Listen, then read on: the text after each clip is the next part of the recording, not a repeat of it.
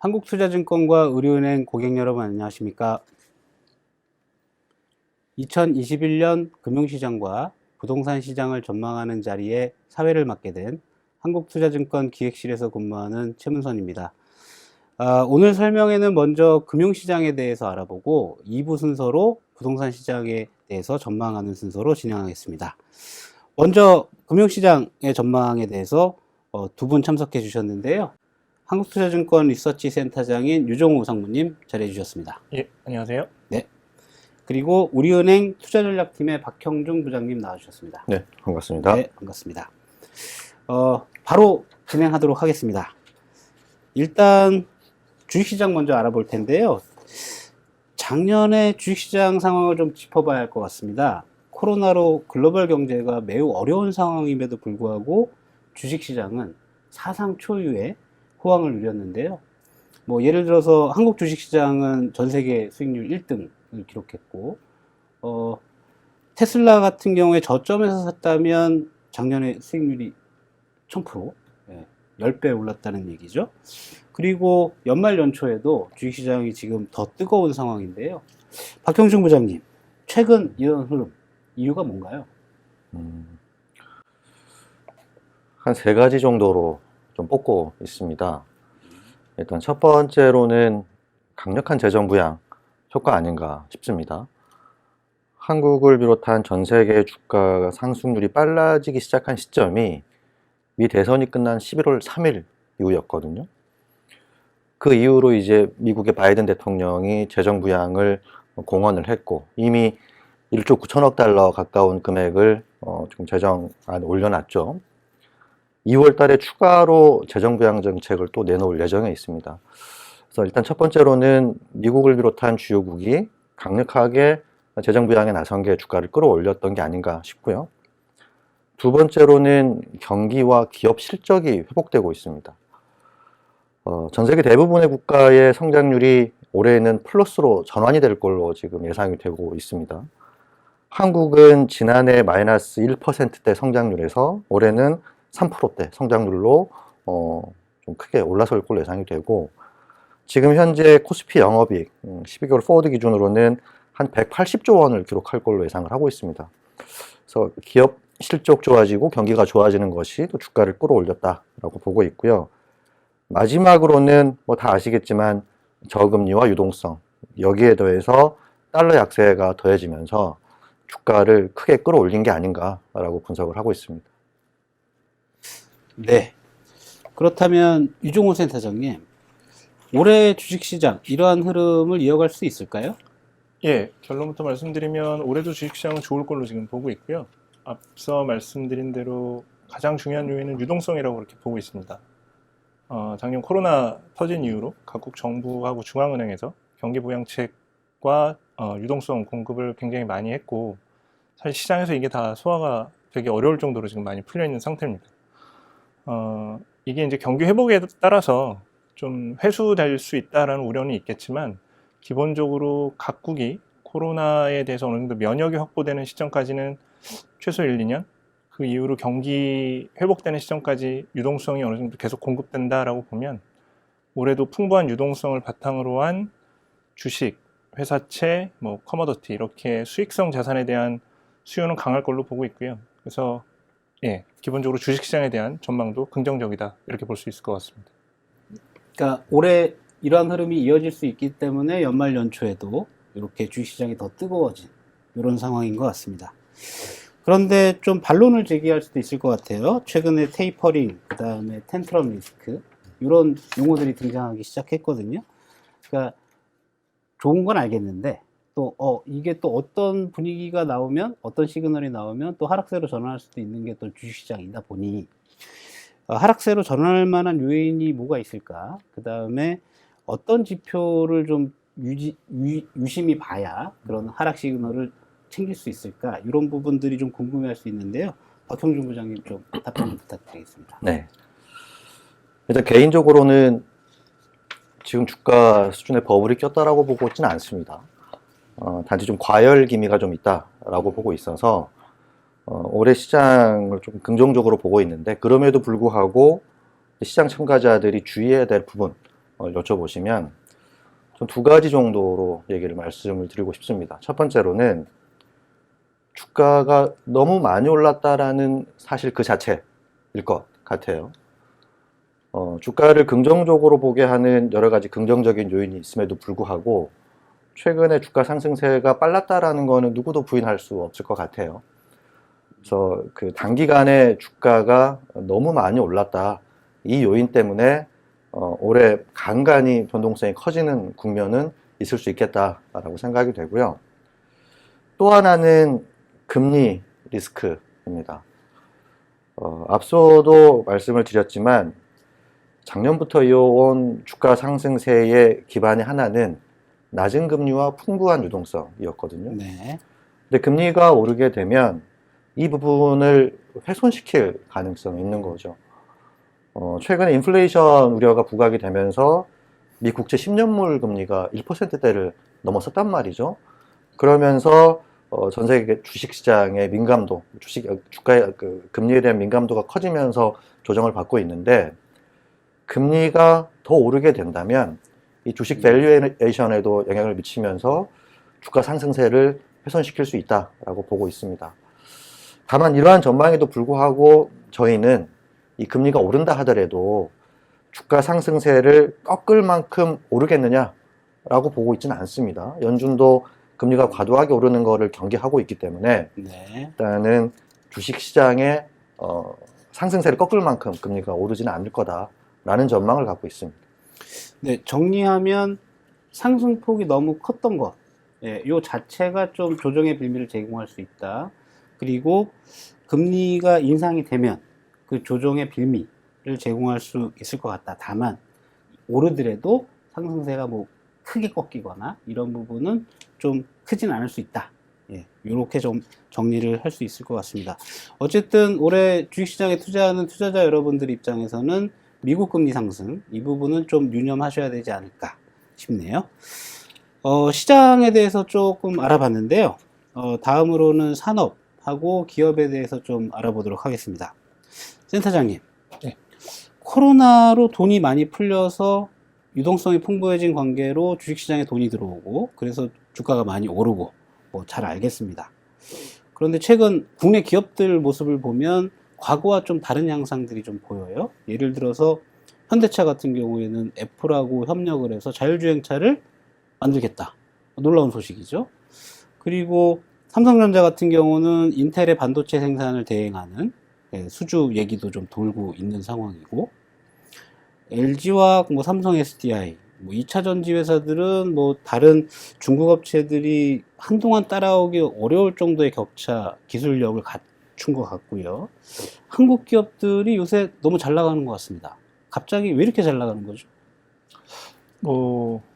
사실 이제 갑자기라기보다는 그동안에 이제 한국 기업들이 살아남기 위해서 꾸준하게 기술 쪽에 투자를 해온 노력이 결실을 맺고 있다라고 이렇게 봐야 될 것 같고요. 특히 이제 말씀해주신 반도체 분야, 그다음에 전기차 분야, 2차 전지 분야, 상당히 뭐 반도체는 좀 예외겠지만 상당히 오랜 기간 동안 수익이 나지 않는 그런 상황에서도 각 기업들이 계속해서 투자를 했었고 그러한 부분들이 최근 들어서 결실을 맺고 있다 이렇게 봐야 될 것 같습니다. 이제 거기에 더해서 이제 트럼프 행정부 때부터 미중 무역 분쟁이 이제 심화가 됐고 물론 긍정적인 면, 부정적인 면이 다 있겠지만 큰 그림에서 보면 저희 쪽에서는 우리나라 입장에서 봤을 때는 중국 기업들의 위협을 어느 정도 미국이 막아주는 역할을 지금 하고 있다 이렇게 볼 수 있을 것 같습니다.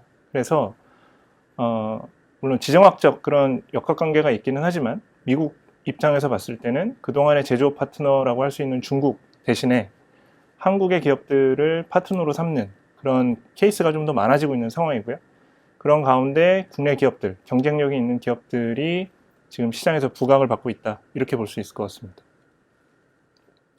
네, 뭐 예전에 이런 얘기들이 많았어요. 한국 기업들이 일본의 기술력, 그 다음에 중국의 낮은 생산 단가, 요 사이에 샌드위치, 뭐 넷크래커, 뭐 이런 얘기도 많았고요. 그래서 한국 기업들이 경쟁력을 잃을 거다. 이런 얘기들이 많았는데 사실 최근에 벌어지는 일들은 오히려 예, 지금 중국보다는 한국의 제조업이 각광받는 이런 상황인 것 같네요. 중기적으로도 뭐 길게 보더라도 한국 기업들의 이런 경쟁력이 유지될 수 있다. 예, 이렇게도 보시는 것 같기도 합니다.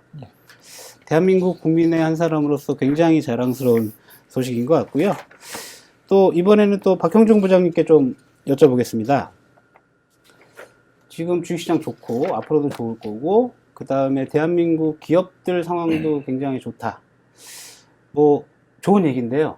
투자자분들은 사실 뭐 한국이 좋다, 한국에 투자해라 이런 얘기보다는 어떤 거에 투자해라, 콕 집어서 이렇게 좀 진단을 해주시는 걸 좀 좋아하는 것 같습니다. 올해 주식시장에서 투자하기 유망한 그런 분야는 어딜까요? 제가 종목을 집어드리기는 어려울 것 같고요. 네. 일단 크게 거시적으로 조금 말씀 좀 드려보겠습니다. 글로벌 트렌드에 올라탄 산업에 투자하는 게 좋을 것 같습니다. 그게 친환경 산업일 것 같습니다. 최근에 투자자, 특히 이제 글로벌 기관 투자자들이 친환경에 관심도 많고, 각국 정부들이 친환경 분야에 투자도 매우 열심입니다. 제가 탄소 배출 제로를 목표로 뭐 미국, 유럽, 일본, 뭐 우리나라, 중국 거의 대부분의 국가들이 친환경 쪽에 투자를 많이 하고 있기 때문에 친환경 쪽 산업은 앞으로도 유망할 것 같습니다. 이 친환경 쪽에는 뭐 많은 산업이 있는데 뭐 ESG가 될 수도 있겠고요, 전기차가 될 수도 있겠고, 뭐 그린 뉴딜 산업 이런 쪽이 좀 일단 유망하다라고 보고 있고요. 두 번째로는 일단 경기가 좋아지고 기업 실적이 좋아질 걸로 전망이 되기 때문에 경기 민감 섹터가 좋을 거다라고 보고 있습니다. 일단 경기 민감 섹터는 산업재, 소재 이쪽이 대표적일 것 같고요. 여기에 자동차와 같은 내구 소비재 쪽도 상당히 유망하다라고 보고 있습니다. 그래서 섹터 단에서 보게 되면 자동차, 산업재, 소재를 좀 유심히 네. 봤으면 좋겠다라는 것이고요. 마지막으로는 한국의 대표 산업, 반도체 분야. 앞으로도 유망할 것 같습니다. 네. 최근에 뭐 월스트리트에서도 산업재, 특히 자원 관련된, 그러니까 앞으로 금속 가격들, 뭐 자원 가격들이 많이 오를 거라서 세계적인 광산 기업들에 대해서 투자하는 게 유망하다. 그러니까 경기 민감한 그런 얘기도 좀 나오기 시작해서 방금 부장님 말씀이 전반적인 투자자들의 지금 입장이 좀 변화하고 있는, 경기 민감제에 조금 더 관심을 갖는 그런 상황으로 좀 발전을 하고 있지 않나, 이렇게 좀 생각이 드네요. 주식시장 뭐 요 부분에 대해서 많은 말씀을 좀 나눈 상태인데요. 너무 주식 얘기만 하고 있는 거 아닌가 싶기도 합니다. 그 센터장님한테 한번 여쭤보면, 사실 뭐 투자자분들, 저희 고객분들은 좀 뭐 주식 관심도 많으시겠지만 또 안정적인 투자처를 찾는 고객분들도 분명히 계실 거기 때문에 주식 말고 좀 안정적인 투자 상품, 이런 부분에 관심을 가지는 분들한테는 어떤 상품 좀 투자 권유를 좀 하실 수 있을까요? 회사채를 추천을 드릴 수 있을 것 같습니다. 보통 이제 금리가 낮아지면 이제 채권 수익률, 채권의 기대 수익률은 좀 떨어진다 이렇게 보고 있는데, 그건 사실 보통 이제 국채를 의미를 많이 하게 되고요.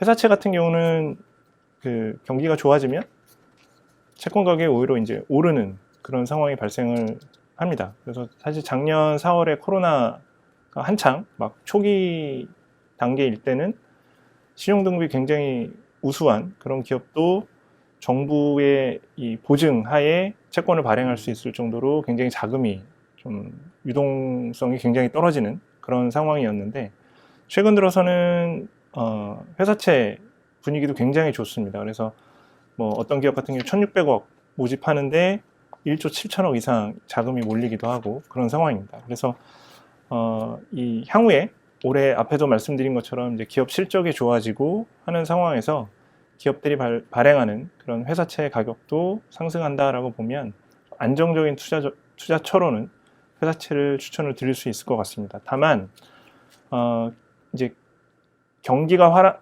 살아나고 장기적으로 금리가 오를 수 있다라는 그런 기대감들이 발생을 할 수 있기 때문에 회사채에 투자를 할 경우에도 좀 듀레이션이 좀 짧은 1년 미만의 이 내외에 회사채에 투자하는 것이 좀 바람직할 걸로 보고 있습니다. 네, 위험을 좀 회피하고 안정적인 수익을 원하시는 고객님들 경우에는 듀레이션이 1년 미만인 회사채에 투자하는 게 좋다. 이렇게 요약할 수 있을 것 같습니다. 금융시장 전망을 하면서 요 얘기를 좀 빼먹을 수 없을 것 같은데요. 환율입니다. 사실 과거에는 자녀 유학이나 개인들의 어떤 환율에 대한 전망을 요구하는 분들은 뭐 자녀를 해외에 보냈다거나 개인 사업을 해외에서 하시는 분들이거나 이런 분들이 많았는데 최근에는 해외 주식 투자를 많이 하시다 보니 원달러 환율에 관심을 갖는 분들이 더 많아졌어요. 그래서 원달러 환율 전망이 중요해졌는데 올해 한국투자증권센터에서 리서치 센터에서는 원달러 환율 전망을 어떻게 보고 계십니까? 일단 기본적으로 상반기는 원화 강세 기조가 유지가 될 걸로 보고 있고요. 하반기 들어서 신흥국의 경기 상승, 개선 모멘텀이 상반기 대비 해서 좀 약해지면서부터는 다시 좀 달러가 강세로 전환이 될 수 있을 걸로 그렇게 지금 보고 있습니다. 원화가 달러 대비 이제 강세로 가면 사실 이제 수출 비중이 상당히 높은 우리나라 기업들의 실적에 대해서 우려하는 시각들이 나올 수가 있습니다. 그런데 지금 상황은 경기가 좋아지는 전 세계적으로 경기가 회복되는 국면에서 달러가 약세고 원화가 강세가 되는 그런 상황이고 과거에도 늘상 이 원화가 강세인 그런 기간 동안은 전 세계 경기가 좋았고 특히 수출 비중이 높은 국내 기업들의 실적이 상당히 좋게 나오는 그런 사실들을 저희가 확인을 할 수가 있습니다. 그렇다는 얘기는 사실 원화 강세로 나타날 수 있는 가격의 그런 좀 부정적인 영향보다는 전 세계 경기 수요가 회복이 되면서 우리나라 기업들이 수출하는 물건의 양이 늘어나는 그런 QE 효과가 더 크다라고 보시면 될 것 같고요. 물론 일부 원화 강세로 인한 실적 부정적인 영향이 있겠지만 예를 들면 작년 대비 올해 기업들의 실적은 수출 기업들의 실적은 원화 강세에도 불구하고 좋아진다 이렇게 이해를 하시면 될 것 같습니다. 다만 아까 말씀드린 대로 미국이 점진적으로 금리를 만약에 하반기 들어서 올릴 가능성이 높아진다라고 보면 하반기 들어서는 달러 강세의 흐름이 나타날 걸로 그렇게 보고 있고요. 저희도 연말로 가면 갈수록 원달러 환율은 조금 오를 것으로 지금 전망을 하고 있는 상황입니다. 네, 요약하면 지금 환율이 오르기는 어려운 국면인 건 맞는데 경기가 더 회복해서 미국이 금리를 올리게 되면 달러가 좀 강세로 갈 수도 있다. 예. 이 정도로 요약할 수 있을 것 같습니다. 주식시장이든 뭐 환율이든 미국 금리의 향방이 굉장히 중요한 한 해가 되는 것 같습니다. 센터장님한테 또 질문을 드려야겠는데요. 마지막 질문입니다. 예. 사실 뭐 저도 리서치 센터에서 애널리스트로 한 15년 가까이 근무를 해봐서 알지만 한국투자증권 리서치 센터가 특히 투자를 하는데 제약이 좀 많은 편이죠. 그런데요, 만약에 투자에 제약이 없다면 센터장님은 올해 어디에 투자하시겠습니까? 제가 사실 이제 뭐 IT 특히 이제 반도체 애널리스트를 해왔기 때문에 우선은 삼성전자 그 중에서도 우선주 쪽에 좀 관심을 많이 가지고 있습니다. 네. 이게 작년에 뭐 주가 퍼포먼스 굉장히 좋았고요. 올해도 삼성전자에 대해서는 긍정적인 시각을 지금 가지고 있고 그래서 우선주의 주가 상승률이 좋을 걸로 그렇게 보고 있습니다. 여기에 더해서 이건희 회장의 유산에 대한 상속세를 향후에 한 5년에 걸쳐서 이제 납부를 해야 됩니다. 그래서 이제 이와 관련돼서 시장에 기대는 삼성전자가 사실 그 이전에도 같은 기대가 있었지만 배당을 주주환원을 좀 확대하는 정책을 유지할 거다. 그리고 이제 1월 말에 이제 발표를 할 텐데 향후 3년이 될지 5년이 될지 모르겠습니다. 근데 지난번 그 주저하는 정책의 프로그램이 3년짜리 프로그램이었고 이번에도 3년짜리 프로그램을 아마 발표할 걸로 그렇게 지금 예상을 하는데 기존의 3년보다는 조금 더 확대된 주저하는 정책이 발표되지 않을까 이렇게 예상을 해볼 수 있습니다. 그렇게 보면 여전히 삼성전자 우선주에 대한 매력도는 높지 않나 이렇게 보고 있고요. 또 한 가지는 딱히 뭐 상품을 콕 집어서 말씀드리기보다는 최근에 이제 작년부터 해서 이 금융시장의 ESG 뭐 기업들도 마찬가지지만 ESG가 화두입니다. 그래서 ESG 펀드, 뭐 ESG 채권, 뭐 이제 금융시장에 다양한 이 ESG 관련된 이 상품들이 나오고 있는데 이 부분은 이제 시간이 가면 갈수록 미국 기업들도 굉장히 그 관심을 가지고 초점을 맞추고 있는 부분이기도 하고 바이든 정부도 환경에 대한 친환경 정책들을 쓸 거기 때문에 이 ESG와 관련된 뭐 금융상품 이쪽에 관심을 가지고 투자하는 것도 좋은 아이디어인 것 같습니다. 네. 오늘 금융시장 전망은 여기까지고요. 뭐 어떻게 들으셨는지 모르겠습니다. 다만 좀 요약을 하면 올해도 주식시장은 상승세가 계속 이어질 거다. 그리고 주식 투자가 여전히 매력적이지만 안정적인 투자를 원하시는 고객분들께서는 단기 회사채에 투자하는 것도 좋을 거다. 그리고 미국이 금리를 인상하면 주식시장이 조정받을 수 있는 빌미가 될 수 있고 원달러 환율도 상승할 수 있다. 이렇게 좀 요약을 할 수 있을 것 같고요. 마지막으로 두 분의 공통된 의견이 투자하기 좋은 상품으로 친환경 관련된 투자를 모두 유망하다고 꼽아주셨습니다. 이 점도 투자자 여러분들께서 유념하면 좋을 것 같습니다.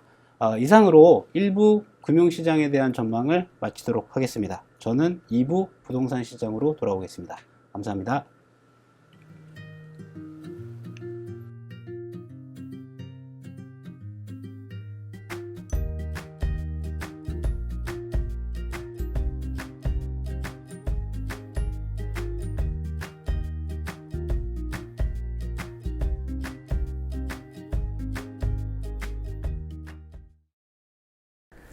네, 1부 금융시장에 이어서 2부에는 부동산 시장에 대해서 알아보는 시간을 갖도록 하겠습니다.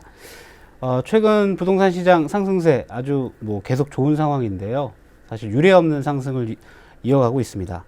그런데 정부는 계속해서 부동산을 사지 마라 라며 강력한 규제책을 계속적으로 내놓고 있는 상황이고 시장은 이에 꿈쩍도 하지 않고 계속 상승세를 이어가고 있는데요. 그래서 오늘 부동산 시장 전망이 의미가 있는 시간이 될 것 같습니다. 일단은 오늘 먼저 은행권의 대표적인 부동산 전문가 우리은행의 부동산 투자 지원센터장이신 안명숙 센터장 모셨습니다. 네, 안녕하세요. 네, 반갑습니다. 그리고 한국투자증권의 부동산 전문가이신 자산승계연구소 소장인 김규정 소장님 모셨습니다. 네, 안녕하세요. 네, 반갑습니다. 일단 좀 단도직입적으로 좀 여쭙겠습니다. 네. 주택시장 가격이 문제인데요. 앞으로 주택가격 어떻게 될까요? 그리고 지금 주택시장의 현황과 미래 전망에 대해서 두 분 전문가께서 자유롭게 토론하시면서 좀 말씀해 주시면 감사하겠습니다. 2021년 주택시장 화두는 어쨌든 지난해에 나타났던 급격한 가격 상승이 계속 작동을 할 건가, 혹은 언제쯤 조정으로 들어갈 건가, 이게 가장 관심들이 많으실 텐데요. 일단 한국투자증권 자산승계연구소 부동산팀에서 올해 주택시장의 키워드를 한 5가지 정도로 뽑아봤어요. 보시면 일단은 지난해와 마찬가지로 전세 가격은 입주 감소와 또 임대차 3법 이후에 물건 회정량 부족으로 인해서 계속 오를 거다라는 게 첫 번째 키워드로 꼽혔고요. 아무래도 전세 가격이 계속 불안하다 보면 갭 투자도 유발될 수 있고 중저가 아파트 구매력이 계속 활발해지면서 아파트 가격 또한 따라 오르겠다라는 전망들이 계속 꼽히고 있습니다. 또 청약시장 역시 주택가격이 계속 오르다 보니까 새 아파트로 투자 및 내 집 마련을 하려는 수요자들이 몰릴 것으로 예상이 돼서 지난해에 이어서 높은 청약 경쟁률을 기록할 것으로 예고가 되고 있는 상황이고요. 올해 같은 경우는 3기 신도시를 중심으로 수도권의 공급이 본격적으로 시작되면서 좀 더 거대한 경기, 인천, 서울을 포함한 수도권 주택 시장이 형성되는 이제 초년기가 될 거다라는 전망들을 내놓고 있습니다. 그래서 이런 것들을 종합해 보자면 올해 역시 주택 시장이 규제 상황과는 반대로 오름세를 이어갈 가능성이 상당히 높다고 보여지는데요. 그 중에서도 전세 시장이 굉장히 불안해 보여서 시장 안팎으로 걱정이 많습니다. 또 전세가 불안하면 매매 역시 움직일 수밖에 없는데 전세 시장, 매매 시장 올해 어떻게 보시는지 센터장님 의견도 굉장히 궁금하거든요. 정부 입장에서 매매는 어쨌든 투자 시장 또는 투기 시장 나름대로 이렇게 다주택자, 1주택자 뭐 이렇게 규정을 해서 사실은 심리를 압박하겠다 또는 공급을 늘리겠다 이런 정책들을 썼는데 실물 시장이었던 전세 시장에서 가격이 급등하면서 사실은 조금은 손쓰기가 굉장히 어려운 시장으로 돼버렸던 거죠. 이제 지금 상승기 아니고 이전 상승기였던 2000년대 초중반도 비슷하게 어떤 경기 상황에 의해서 전세값이 하락하거나 매매값이 하락하는 것도 비슷하게 추세가 이어지는데 그것이 이제 2000년대 글로벌 금융위기 이후에 전세값은 지속적으로 상승세를 보여왔지만 매매값은 약세를 보였던 4.5년 정도의 기간 동안 실제로 이 상황에서 전세값이 지속적으로 오르는데 매매값이 약세를 보이면서 지금 상승기로 넘어오는 구조에서는 갭 투자가 굉장히 용이한 시장이 돼버렸던 거죠. 그러니까 심지어는 강남 아파트를 1, 2억만 가지고 전세를 안고 살 수 있는 시장이 되다 보니까 나의 자금이 없어도 대출을 받지 않아도 많은 사람들이 투자 시장으로 들어오게 되면서 이제 매매값 상승으로 굉장히 강하게 이어졌었는데 실제로 전세값이 상승되고 매매값이 약세되는 시장이 사실은 그 이후에 매매가 올라가게 되면 아주 강한 매매가 상승으로 이어지는 시장이 지금 상승기로 이어졌고 실제로 여기에 불을 붙인 게 사실은 임대차 2법이 시행됐던 부분으로 인해서 생각보다도 전세값이 강하게 올랐던 것들이 지금 뭐 여러 가지 정부 정책이 강하게 규제가 되어 있고 또 사실 실물 시장이 좋지 않죠. 그럼에도 불구하고 많은 전문가들이 올해도 집값이 오를 가능성이 높다라고 얘기하는 많은 이유 중에 1번 또는 2번으로 들어오는 이유들이 전세값 상승이었고 결국 이것은 시장의 유동성하고도 굉장히 밀접한 관계가 있는 거죠. 그래서 지금 대부분이 전세값이 오르게 된다면 다행히도 올 초로 들어오면서 작년에 많이 가격이 오르면서 일부 지역에서 갭 투자가 이어졌고 조금 물량이 나오다 보니까 전세가 상승세가 조금 주춤하지만 2월, 3월 지나가서 봄철 이사 수요랑 맞물리게 되면 전세값 상승세가 강남이라든지 이런 지역 중심으로 다시 올라갈 가능성이 있다. 이제 이런 부분이 결국 기존의 고가 시장 내에서도 전세가 상승발 매매가 상승으로 더 이어질 가능성이 있다라고 보여지고 결국 입주 물량이 줄어드는 것도 이와 무관하지 않아서 굉장히 좀 불안한 장세가 이어지고 있어서 전세에 대한 부언을 해드렸는데 이거 말고 또 짚어볼 게 있을까요?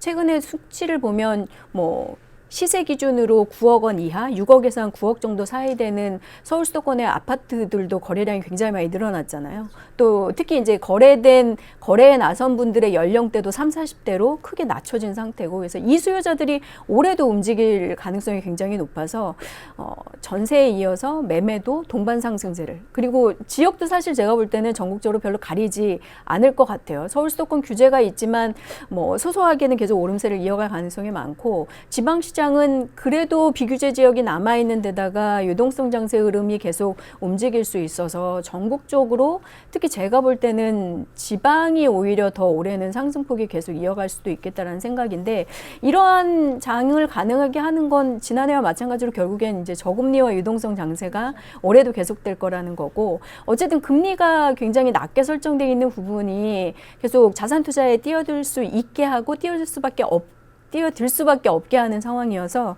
이런 흐름들이 이어질 가능성이 높다고 보여집니다. 그리고 내부적으로는 아시는 것처럼 저희가 공급이 절대적으로 좀 부족한 아파트 중심의 부족 상황들이 있다 보니까 올해는 여러 가지 환경 변화가 있고 또 규제가 계속돼도 오름세를 이어갈 수밖에 없는 상황으로 보여요. 이러다 보니까 이제 올해 더 집값이 오를 것 같은데 뭘 투자하냐 이런 질문들 하시면서 전통적으로 많이 물어보시는 상품이 있잖아요. 재건축, 재개발, 올해는 좀 더 다른 수익성을 보여줄 거냐 이런 질문들 많이 하시는데 재건축, 재개발 한다면 어떤 점을 좀 눈여겨봐야 할까요? 혹은 어떤 지역을 좀 꼽아주신다면. 지금 재건축 시장 같은 경우는 뭐 초과이익 환수라든지 분양가 상한제 뭐 논란이 되고는 있습니다만 이제 여러 가지 규제가 더 돼서 계속 정부 규제가 강화되다 보니까 실제로 많이 사업이 지연되고는 있지만 여전히 기대감은 높아지고는 있죠. 사실 서울시장 선거도 임박해 있다 보니 많은 후보들이 어쨌든 재건축 규제 완화에 대한 액션 또는 이런 것들이 가능할 어떤 기대감 정책들을 계속 발표하고 있다 보니까 재건축 기대감은 높아지고 있지만 사실은 시장이라는 것들은 마냥 좋을 수만은 없을 거고 어느 순간에 조정을 받게 된다고 하면 지금 같은 속도를 낼 수 있느냐 하면 그것도 쉽지 않을 거고. 그래서 저는 사실은 오히려 재건축보다는 재개발 쪽이 더 낫지 않냐, 투자로서 보면. 그래서 이제 자료를 보시면 조금 이해가 되겠지만 재건축이나 재개발은 사업이 추진되는 과정은 거의 비슷하게 갑니다. 이제 그렇게 되는데 지금 같은 경우 어떤 초과이익 환수라든지 이런 것들이 적용되지 않고 재개발 같은 경우 이제 초계구역 같은 경우는 지금 특히나 뭐 기준주가 1억 이하 같은 경우는 다주택자 입장에서도 취득세 중과에 저촉이 되지 않다 보니 초기 재개발이 가능한 노후된 지역들의 연립 단독이 몰려있는 서울이라든지 특히 인천 뭐 이런 경기도도 그렇고 사실은 지방까지도 그렇지만 이런 지역들이 지금 재개발 붐을 타고 특히나 공공재개발 최근에 발표됐잖아요. 뭐 이러면서 지금 그 지역들이 공공재개발이 추진이 되게 되면 뭐 낮게 사서 크게 어떤 차익을 기대할 수 있는 투자자적 관점, 그 다음에 새 아파트 살고 싶은데 뭐 당첨 안 될 테니까 조금 사업이 추진되어 있는 재개발을 사겠다라고 해서 들어가면서 아마 입지가 좋은 데는 서울에서도 지금 초기 투자금이 한 5, 6억 정도 이상이 돼야 되니까 아마 서울이 좀 부담스러운 분들은 경기 같은 경우 한 3억, 5억 정도, 인천은 1억, 2억 정도 자금을 가지고 지금 재개발 투자가 굉장히 사실은 거의 10년 만에 보지 못하는 호황기다라고 보여지는데 어쨌든 재개발 같은 경우도 결국 시간하고의 싸움이기 때문에 조금은 사업이 빨리 될 곳들을 들어가게 되면 투자금이 조금 많이 초기에 필요하다라는 거예요. 그래서 나의 투자 자금의 어떤 가능한 정도의 수준을 가지고 입지가 좋은 곳들을 선택을 하셔야지 나중에 결국 뭐 비례율이라든지 사업 수익성에 영향을 미치는 측면에서 볼 때는 결국 입지가 좋아서 분양가를 좀 높게 분양할 수 있고 뭐 이런 기대감들이 있는 곳들을 선택하시는 게 좋고 정말 투자 관점으로 있다가 어느 정도 중도에 매매하고 나오실 생각이다라고 하면 초기 투자도 눈여겨보실 수는 있는데 가장 큰 단점은 사업이 조합 설립까지 이어질지 뭐 이런 부분에 대한 리스크는 분명히 있습니다. 그렇기 때문에 이제 그런 거 잘 챙기셔야 할 것 같아요. 말씀하신 때 저도 이제 동의하는 부분이 있는데 재건축 재개발 정부가 지금 마지막까지 주장하는 건 공공주도 사업을 하겠다라는 거잖아요. 그렇죠. 공공 재개발이 아무래도 민간 위주로 하고 싶어하는 재건축보다는 속도를 내겠고 실제로 이제 15일에 공공 재개발 서울 지역 시범 사업지 8곳 발표가 됐는데 입지가 꽤 좋더라고요. 역세권 다 끼고 있어서 뭐 흑석이나 뭐 강북 아니면 이제 봉천도 그렇고 광화문역 사거리에 있는 곳은 구역은 되게 작지만 위치가 워낙 좋아서 만약에 사업이 진행된다면 진짜 굉장히 폭발적인 관심을 끌겠다 싶을 정도로 시범 사업지들은 확실히 이제 좀 좋은 위치에 들어가고 정부의 공적 지원도 이제 뭐 쏠릴 거기 때문에 사업 속도도 내고 공공재개발 쪽으로 이제 투자를 염두에 두시는 분들 많이 늘어날 것 같아요. 근데 좀 조심할 점은 말씀도 하셨지만 결국엔 공공재개발도 또 주민 동의나 이런 리스크가 있는 데다가 뭐 거래허가제라던가 혹은 분양권리 인정일이라던가 이렇게 좀 소소한 것들을 잘 못 챙기시면 사실 또 낭패를 보실 수도 있는 부분이어서 그런 부분들을 하실 때 좀 조심하실 필요가 있을 것 같아요. 재건축은 사실 제가 볼 때는 사업 추진은 불확실하고 리스크는 많은데 가격은 올해 굉장히 오를 것 같다는 생각을 하거든요. 말씀하신 것처럼 서울시장 선거, 보궐선거 앞두고 거의 야권의 모든 주자들이 지금 서울시의 재건축을 하나씩 얘기를 던지고 있어서 실제로 서울시장이 인허가권을 갖고 있다 보니까 그렇죠. 사업 진행에 대한 기대감 이런 것들이 지금 굉장히 높아지는 분위기고 실제로 분양가 상한제로 책정된 분양 가격이 최근에 좀 높아지다 보니까 반포나 압구정 같은데 재건축 대상 단지들 가격이 연초에 굉장히 많이 올랐잖아요. 그렇죠. 그래서 그런 부분도 감안하면 올해는 공공재개발이 사업 진행 속도 때문에 가격 오름세를, 재건축은 여러 가지 기대감 때문에 계속 강세를 보일 가능성이 많아서 투자 재료로 살펴보시는 부분 추천을 하면서도 한편에서 굉장히 위험한 재료라서 여유자금 투자 뭐 이런 기본적인 부분을 꼭 짚어드리고 싶다는 전 생각을 좀 하게 되는 분야였던 것 같아요. 그래서 아마도 그러니까 예를 들면 야 이거 가격이 오르는데 이거 쉽게 매물이 나올까 이제 이런 부분도 걱정이 되는 거고 정부 입장에서는 이제 그런 부분이 우려가 될 수 있을 거고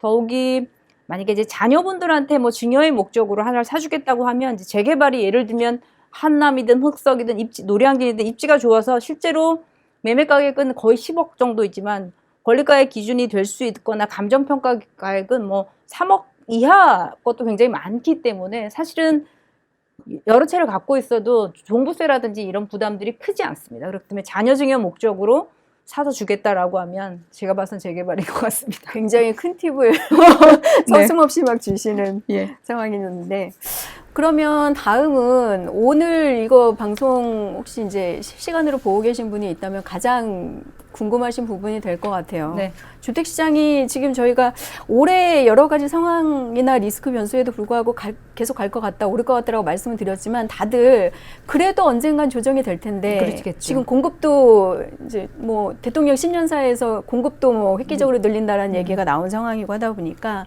공급이 늘어나면 이제 언젠가는 하락 반전이 오는 시점이 올 텐데 네. 그게 언젠가에 대해서 가장 궁금해하시잖아요. 그 부분 제가 언제로 물어보고 보세요? 싶었어요.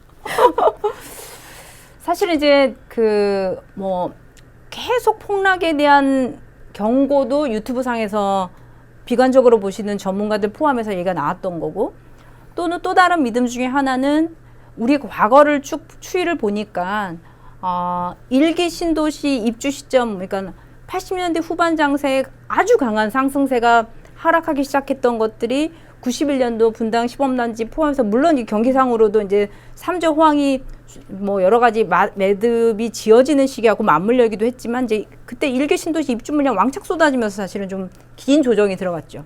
그다음에 IMF로 잠깐 어떤 외적 충격이 있었던 부분들은 사실 1년도 안 되는 시간에 반등을 했었고 2000년대 저금리로 또는 금리가 낮아지면서 상승 장세가 이어지면서 이때도 공급에 대한 부족 그래서 뭐 판교라든지 2기 신도시는 그 이후에 글로벌 금융위기 이후에 사실 전반적으로 가격이 조정되면서 한꺼번에 쏟아지지는 않고 예를 들면 위례라든지 뭐 광교라든지 이런 것들이 판교하고 시차를 두고 입주를 했고 그래서 길게 한 30년간 주택시장을 쭉 놓고 보면 과연 그러면 어떤 것이 가장 중요한 또는 가장 지속적으로 영향을 미칠 수 있냐라고 보면 결국은 수급이라는 이제 주택시장 내부 재료가 가장 강력하고 결국 모든 요즘의 주식시장처럼 모든 재료를 다 우선할 수 있는 수급의 문제가 결국 주택시장 내에서도 똑같이 동일하게 존재했구나라고 다시 한번 느끼게 되는 거죠. 이제 그러면 지금 정부가 많은 내놓고 있는 3기 신도시를 포함해서 지금 아무리 빨리 많은 아파트를 짓기 위한 모든 정책 수단을 쓴다고 하더라도 사실은 3년 뭐 이후에 실현 가능한 얘기들이기 때문에 올해 내년까지는 입주 물량이 줄어들 거고 그 이후까지 사실 이것들을 회복시키기는 굉장히 어렵다고 봅니다. 그러면 뭐 시장의 믿음처럼 뭐 2023년, 2024년 이후의 폭락입니까?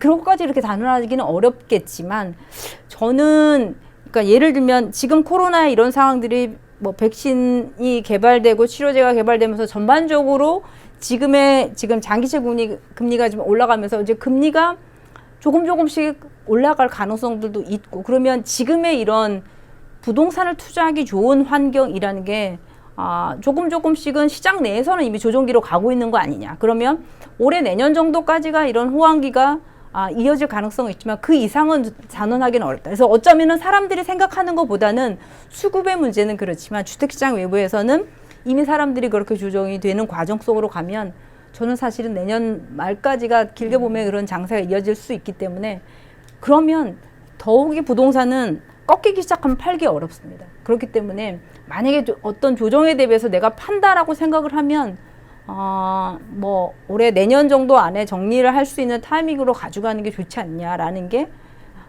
너무 보수적인가요? 아무튼 그렇게 보고 있습니다. 네. 말씀하신 공급을 좀 절대적으로 리스크 요인으로 봐야 된다는 데는 저도 굉장히 동감을 하는 상황인 것 같아요. 특히나 이제 정부가 지금 공급 쪽으로 정책 방향성을 급선회를 하면서 네. 올해 굉장히 많은 인허가량을 이제 실행을 할 거고, 뭐 정부가 바뀌더라도 내년부터 공급을 하고, 실제로 3기 신도시는 올해 7월부터 사전 청약 시작하면 25년께부터는 이제 입주가 본격화되는 그렇죠. 상황들이 올 거니까요. 그런 걸로만 단순히 따져도 한 23년부터 25년 3기 신도시 경기 지역에 입주가 서서히 시작되는 거 시작해서 한 30년까지 수도권의 입주가 시작된 시점에는 입주와 함께 일단 경기 지역의 가격 이제 뭐 정체 혹은 뭐 입주 연차에 따라서 가격 재편 뭐 그레이드가 나뉘겠죠. 그래서 뭐 좋은 아파트, 가격이 떨어질 아파트. 그래서 이런 부분들이 나타날 거라서 저도 이제 센터장님 말씀하시는 것처럼 실제로 그 이전에 뭔가 처분을 해야 할 목적을 가지신 분들이라면 조금 앞서서 움직여야 되니까 지금부터 슬슬 이제 그 시기들을 따져보고 이 다가올 변화에 대해서 좀 대응하는 전략들을 고민하셔야 될 때인 거는 분명한 것 같아요. 특히나 저도 올해가 어떻게 보면 최근에 이런 자산시장 투자하기 좋았던 마지막 호황 장세가 아닐까 싶은데 네. 실제로 올해 같은 경우는 뭐 백신이 아직 좀 불분명하긴 하지만 여전히 이제 지난해에 비해서는 올해 뭐 경제 성장률이라던가 이런 기대치라던가 이런 게 거의 뭐 기저효과로 치솟을 거고, 뭐 금리나 유동성은 아직 이제 굉장히 풀고 있는 좋은 상태고 하다 보니까 이런 자산시장, 부동산 시장을 끌어올렸던 이런 환경들이 올해까지가 어떻게 보면 최대치일 수 있겠다. 그래서 이런 장세는 올해 가는데 이런 것들이 이제 바뀌는 시점에 대응을 못하는 수요자들이 나올 개연성들이 충분히 있어서 그런 부분이 고민이다라는 생각들 하나 하고요.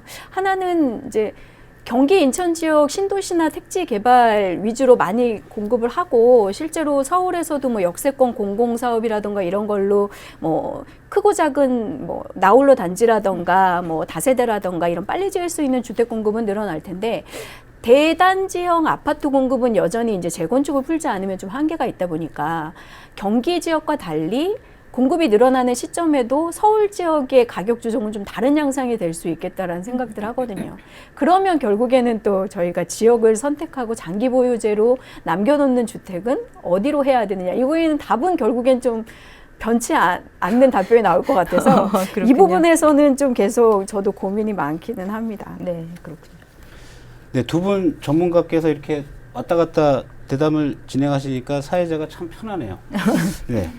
그래서 뭐 아주 좋은 말씀들 많이 해주셨고, 그런데 제가 회사에서 후배들이 저를 찾아와서 지금이라도 집을 사야 되냐, 이런 질문들을 하는 후배들이 있어요. 그래서 이 질문도 시청자분들께서 굉장히 좀 궁금해 하실 것 같습니다. 그래서 앞에 많은 얘기 해주셨으니까 지금 정말 영끌이라는 단어가 등장할 정도로 막 있는 돈 없는 돈 끌어서 집을 샀던 세대도 있고 뭐 그렇지 못한 분들이 있는데 그렇지 못한 분들 입장에서 지금이라도 사야 되냐, 이 질문을 드리면 두 분께서는 좀 어떻게 대답을 하실지 궁금합니다. 저는 집 없는 무주택자분들은 자금 계획만 세울 수 있으면 언제든지 집을 사라라고 조언을 드리는 편이어서 지금도 뭐 다르지 않습니다. 저희가 도심의 새 아파트 중심으로는 공급이 계속 좀 제한이 있고 하다 보니까 인프라 좋은 지역의 아파트 중심 가격은 뭐 일시적으로 좀 조정을 받더라도 계속적으로는 우상향으로 간다고 생각을 해서 일단 무주택자분들은 지금 장표에서 보시는 것처럼 올해 3기 신도시 등 공공 분양가 상한제 공급이 많으니까 무조건 청약에 적극적으로 뛰어드셔야 되는 상황이고, 1주택자분들은 좀 좋은 걸로 갈아탈 수 있는 마지막 전략은 없는지, 그리고 다주택자분들은 솔직히 세금이 너무 과도하긴 해서요. 보유세나 이런 것들을 어떻게 충당할 것인지, 뭐 출구 전략이나 아니면 세금을 충당할 수 있는 재원 마련 이런 것들을 좀 하셔야 되는 상황인데, 특히나 무주택자분들은 올해 굉장히 열심히 발품, 손품 파셔야 될 것 같아요. 공급도 이제 3기 신도시 7월 사전 청약부터 굉장히 많이 늘어나서 어떻게 보면 시세보단 저렴한 새 아파트를 받을 수 있는 어떻게 보면 마지막 기회일 수 있기 때문에 3기 신도시 뭐 과천이나 하남이나 뭐 고양이나 이렇게 좀 입지가 좋은 곳들 많이 나오잖아요. 이런 곳들 무조건 청약 나서 보셔야 되고 GTX 사업 하게 되면 2기 신도시보다도 교통 인프라나 이런 게 빨리 먼저 정착이 될 거기 때문에 무조건 청약을 하시는 게 올해 무주택자분들은 첫 번째 전략이 되실 것 같아요. 근데 고민은 오히려 1주택자분들이 더 많으실 것 같아요. 그렇겠죠. 어떻게 보세요? 1주택자는 청약통장 쓰자니 가점이 너무 낮고 그러자니 뭐 본인이 들어가고 싶은 데를 그냥 팔고 다시 그러니까 내 거도 조금 올랐지만 더 좋은 곳으로 가려고 또 평형을 늘려가려고 하니까 이거 팔고 이렇게 넘어가는 게 사실은 매물이 적기 때문에 되게 어려워요. 그렇지만 사실은 시도를 해볼 거고 청약통장은 이렇게 늘려가거나 옮겨가는 목적으로 쓰도록 해보고 그러니까 저도 집을 사서 그러면 청약통장 아깝지 않으니까 어차피 가점 안 되시는 분들은 내 자산을 늘려야지 그 다음에 갈 수가 있다라는 거죠. 그러니까 아예 돈이 적어서 포기하게 되는 상황이 될 수 있으니까 그걸 활용하시도록 하고 그러면 어디로 갈 것이냐. 그러니까 강남은 이렇게 비싼데 더 오를까 이게 사실은 굉장히 이슈가 되고 화두가 될 거라 제가 하나 이제 이렇게 분석을 해왔습니다. 그러니까 장표를 보시면 그동안 예를 들면 서울에서 대표가 되는 강남구 노원구의 집값을 이렇게 쭉 상승률을 해서 보면 대체로 많은 분들이 기억하시기에 강남이 항상 올랐지라고 생각했지만 이것이 역전됐었을 때가 2000년 이후에 딱 두 번. 그러니까 최근에 작년 시장을 포함한 최근 시장하고 2007년 8년 노무현 정부 때요. 그러니까 6억의 허들로 규제가 강했던 그때 시장, 그 다음에 9억 아파트 초과에 대해서 이렇게 규제가 있던 지금의 시장이 똑같이 비슷하게 노원구가 더 강남을 웃돌면서 상승세를 강하게 보여줬던 시장인데 정부의 대출 규제라든지 뭐 여러 가지 상황이 비슷하게 상황이 똑같아진다고 하면 과연 그러면 어디가 더 상대적으로 더 가치가 있다고 시장에서 많은 참여자들이 판단할 것이냐 놓고 보면 그럼 강남이 더 올랐고 차라리 강남이다라고 생각을 하는 시점까지 다시 와버린 거죠. 똑같이. 그렇기 때문에 강남은 파는 물건도 적고 사실은 그 시장에 다시 들어오는 사람들이 그 매물을 가지고 경쟁하기 때문에 여전히 지금 재건축에 대한 재료도 있을 거고 그러면서 올 시장의 강남의 상승세가 작년에 못 올랐던 시장하고는 달리 올해는 강남도 오르는 양상이 펼쳐지지 않을까 이렇게 보여집니다. 네, 집 없는 분들이 꼭 들어야 될 내용 같습니다. 어쨌든 3기 신도시는 꼭 청약통장 가점이 좀 있으신 분들 꼭 청약을 해라. 그 다음에 강남이 좀 다시 오를 수 있다. 네. 예, 그런 말씀 주셨고요. 수익형 부동산에 대한 관심이 있는 분들도 꽤 많으실 거니까 이 시장에 대해서도 좀 한번 올해 전망을 들어보는 시간을 갖도록 하겠습니다. 일단 두 분께서 조금 더 계속 말씀을 나눠주시죠. 네. 올해 같은 경우는 특히 또 코로나 이후에 주거 수익형은 국내 같은 상황들을 보시면 오히려 이제 좀 입지가 좋은 곳들은 정상화되면서 가격 오름세를 혹은 뭐 임대가 그동안 좀 안 좋아서 저가로 나온 것들은 코로나 이후에 임대 상황이 정상화됐다를 생각해서 저가 매수하는 수요들 이런 분들이 들어갈 걸로 예상을 하고 있고 실제로 고객분들 중에서는 국내 이런 주거 수익형뿐만 아니라 이제 북미 시장이나 이런 데 가격이 떨어져서 나오는 스튜디오 타입 임대 이런 것도 벌써 찾고 계신 상황이잖아요. 그래서 그런 것도 움직일 것 같고 실제로 코로나 이후에 이런 이커머스나 온라인 이제 거래 상황 이런 것들이 국내에 완전히 자리를 잡는 상황들이 되면서 물류나 인프라 관련된 수익을 창출할 수 있는 임대형 상품들 이런 것들 찾는 분들 계속 늘어날 걸로 보여져요. 그리고 오피스도 좀 괜찮은 권역들은 지금 공실이나 이런 위험은 동일하게 노출이 되어 있지만 이 이후에 다시 정상화될 때를 생각해서